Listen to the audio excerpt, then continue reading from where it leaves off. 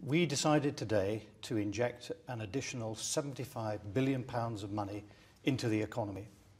And we did that because the news from the rest of the world in the past few months has been very poor. The world economy has slowed, America has slowed, China has slowed, and of course particularly the European economy has slowed. And that's affecting our ability to engineer a recovery here. So we took action today. But that does sound like you think there's a serious possibility that we could be stagnating as an economy or maybe even slip again into recession. Well, I think it's pretty clear that the world economy as a whole is slowing down much faster than people thought even a few months ago. That's why it's sensible for monetary policy to respond to changes. When the world changes, we change our response. Now, a lot of people say this response is more about keeping up appearances, that the more you do of this, the less effective it's going to be. And in a sense, it's not so much that it's going to achieve anything, but it would really hurt confidence for you to be admitting that there wasn't anything you could do. I don't think that's true at all. We are injecting £75 billion of money directly into the British economy. That will have an effect. Initially, the people who get the money by selling government bonds to us will use that money to buy other things. They could buy goods, they could buy other financial assets, they can buy the securities that companies issue in order to finance themselves. This will raise the prices of assets. It will make people better off in terms of wealth.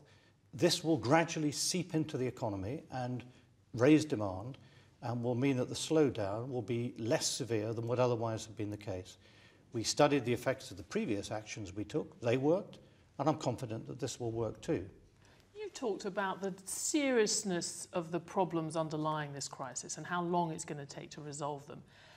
By taking this action, are you not encouraging the idea that you can simply throw money at this problem, that you don't have to tackle the underlying issues? Well, no one has done more than me to point out that you can't solve the underlying problems just by throwing money at it. But what we can do...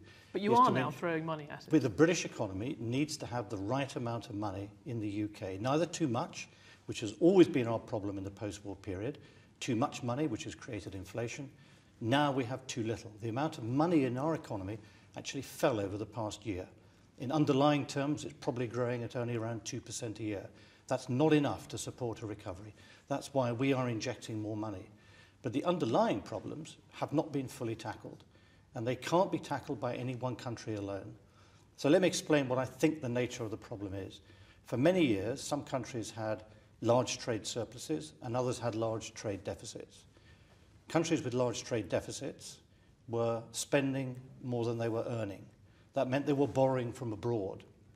Countries that borrow from abroad year after year are building up debts, which at some point either have to be repaid or markets will start to worry that they won't be repaid.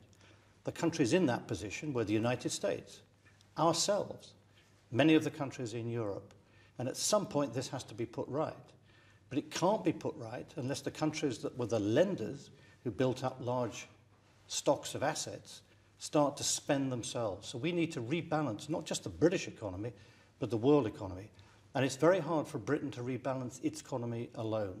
So we have done today what we can do. That is to ensure that the recovery will continue in the United Kingdom.